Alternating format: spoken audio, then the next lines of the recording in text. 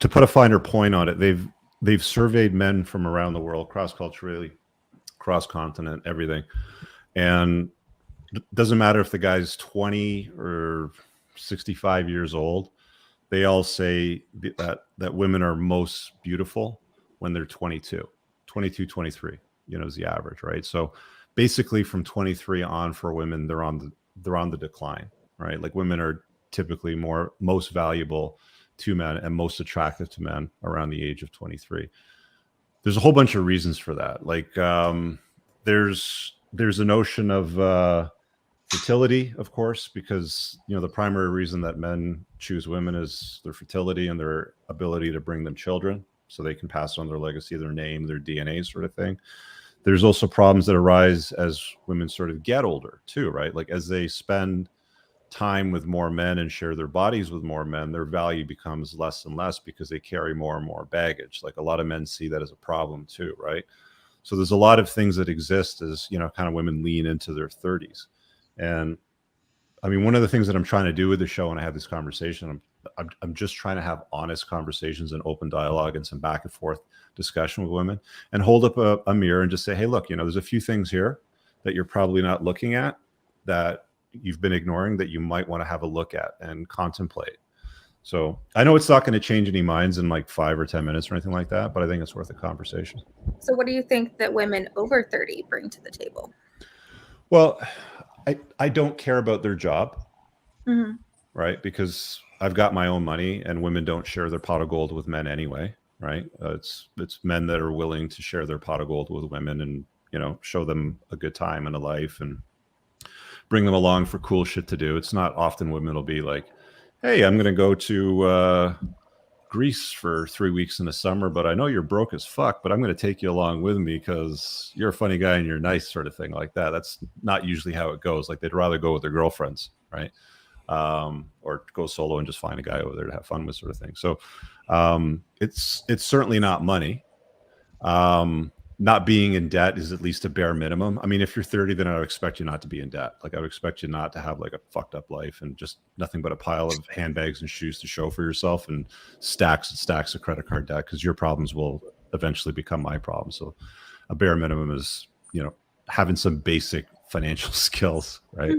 But I have the expectation that they're feminine, that they're a compliment to my life, that they do things to add value to my life. They ask me questions like, hey, Rich, I see you working on this project. What can I do to help you out, to help, move that along, sort of thing. I look for, culinary skills. Most guys don't cook. So they want a chick that, can show up in their life and, make them healthy, tasty meals and feed them. There's an old saying, if you want to keep a guy around, keep his stomach full and his balls empty, right? It's as simple as that, for some relationships, but there's multiple pieces to the puzzle, but that's just that's two of the big pieces for a lot of guys. Yeah. But those would be the main things, right? Like I'm not looking for funny. I'll do stand-up comedy for funny. Loyalty. Would you say loyal, fun, and honest? I kind of expect her to be loyal, fun, and honest, if she's going to be around me. Like it's a bare minimum. Like she wouldn't even get the time of day if she was disloyal, not fun, or not honest. Like if she had a pathological lying trait to her, like I would pick it up pretty quickly, right? If she was dishonest, I would pick it up. I would expect loyalty out of a woman. I mean, if you're going to come to me and say, hey, Rich, I dig your vibe, where do we stand? I don't want to share you. Other guys are invisible, blah, blah, blah. I would expect loyalty. It's like unquestionable. Like you're with me now, I own you, like you're mine, sort of thing. Not in the sense like I own you, like you're on a call, or like you're my dog, sort of thing, but you are now mine, and that's final, right? So those would be the things that would be standard. But there's other things that come along with that, for guys too. Like there's detrimental things, like is she a single mom? She bring kids from prior relationships into my life. That's going to complicate it unnecessarily. As she shared her body with 30, 40, 50 other guys, that's going to complicate my life. That's going to bring baggage. She's probably going to be alpha widowed by some of these guys. She's probably going to have some guys from her past around, which I'm not going to tolerate, right? And that's not out of jealousy or out of control. That's like, I drive a nice car. I'm not going to park my nice car in a shitty neighborhood and leave it unlocked overnight and hope nothing bad happens to it. Something bad is probably going to happen to it. So if I have a gal in my life that wants to hang out with guys that she was intimate with in the past, something bad is probably going to happen at some point, right? Because if I expect loyalty, then I need to make sure that she's going to be loyal and that I'm not going to allow bad things to happen, like parking my nice car in a shitty neighborhood sort of thing, right? That's when bad stuff starts to happen. So like towing the line, being a compliment to my life, I'm going to use the term letting me lead, because I think that modern women today probably want to hear it that way rather than following my lead, and encouraging greatness and that leadership to grow and, facilitate into what it needs to be. Because women have a hard time with that. They want to sit down and they want to have like a conversation about equalness, right? We're equal partners, and, well, I'll just take out the garbage this time. Or, okay, well then are you going to shovel the driveway too?